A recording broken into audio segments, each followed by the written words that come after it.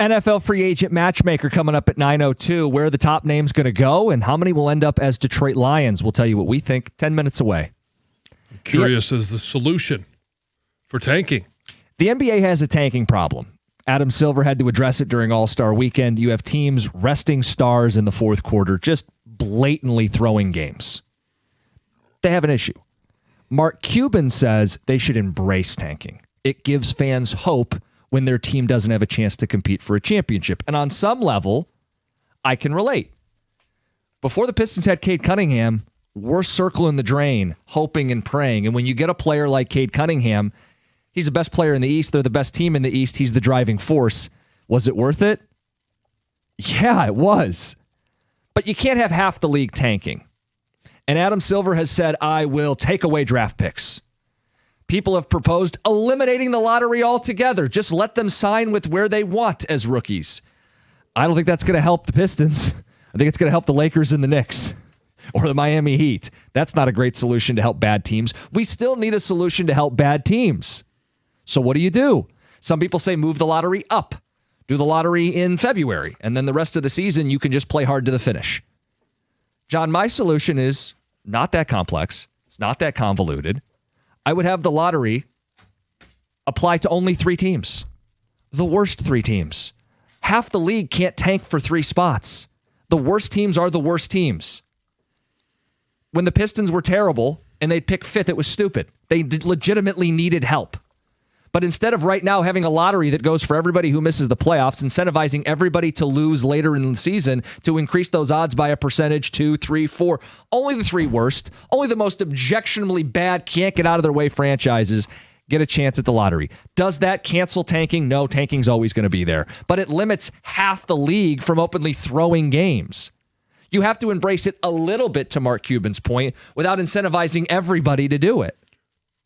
Or it just makes those teams that are competing for the bottom 3 spots that much worse. Well, they're going to go all in. 33% apiece. There's no incentive to be worst, second worst, third worst. There'd be but if you're in the 4, 5, 6, 7 position, well, how do we guarantee that we're going to lose every single game? And if you know going in, are you starting tanking on day one? Only 3 teams can get in, though. So you're going to punt the season when you're the 7th worst record. You're not going to get there. You're better off at that point competing. But what if you have a LeBron-type prospect? You're going to see teams potentially try to go 0-82. Seriously. Well, what I'm saying is that's not going away. The Spurs did it to get Duncan. You don't think the Cavs did it to get LeBron? I mean, on some level, I think some of this is unavoidable. To me, it's about minimizing the widespread nature. It's become too prevalent. It's always going to exist in dark pockets of the league. It can't be the league. And I think that's why Silver was shaking his fist about taking draft picks away. He knows the current situation is detrimental to the league. If I'm not winning a championship and I'm not going to make the playoffs, I'm going to tank because at least my little lottery odds go up. No, you don't get a chance for the lottery odds to go up. Only the 3 worst. Only the worst of the worst would have access. The reason the NBA has this problem more than any other sport is because one player can change everything. Yeah.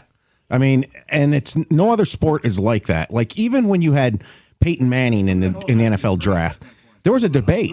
You know, some people wanted Ryan Leaf. I know as silly as that sounds in hindsight, in real time, there was a debate. Yeah. So that's the problem the NBA faces here. It's like, that's why I say if you put LeBron in this world we live in right now as a prospect, I think you would have 5 teams that don't win 10 games. But how do you police it? Like, I'll put the shoe on the other foot. You guys go ahead. How would you fix that? You know what? You can't. Sometimes I wonder if you just don't have one and you just let it be the way it's supposed to. Let LeBron go to the big markets. Whoever is the worst team gets the number 1 pick. The one sport that doesn't have the problem with tanking is the NFL. Teams compete at the end of the year. I think some of it is, John, you can speak to this too. It's apples to oranges.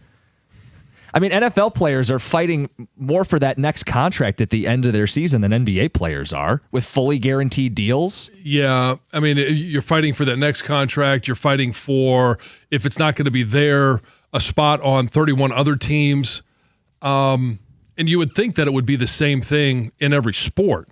I think the only way you can't, when the game is being played, the players on the court are going to play hard. Mm-hmm. I think the only way to do it is not to affect the money of the franchise, because the franchise, okay, hey, you find us $250,000, you find us $500,000, you find us $1 million. The turnaround is I'm going to make so much more money on getting that draft pick, so they don't really care. Yeah, they're willing. You got to lose. affect the money of the players. What if I'm just thinking out loud here? But the organization says we're sitting Lauri Markkanen and Jaren Jackson Jr. You guys want to play? You want to block shots and hit threes? You're in street clothes. Sorry, coach's decision, organizational decision. How do we police that?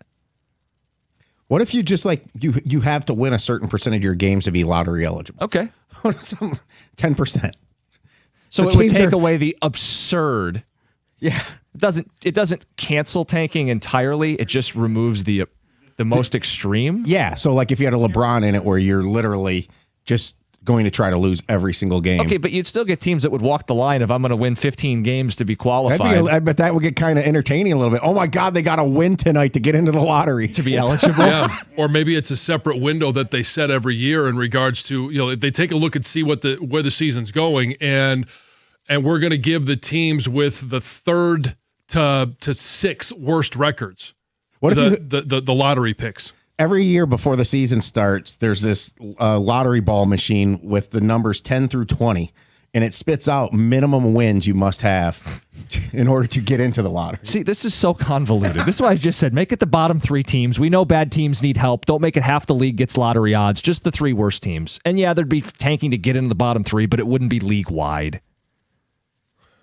It's simple. It's not overly complicated. And part of it is worse this year, simply because there are more guys that are going to come out that people think that the pool to pick from is deeper. So you don't necessarily have to have one, but you need to be in the top 6. When the commissioner has to address it, it's become a pretty big problem. Tanking in the NBA. Cuban says embrace it. It's 97.1.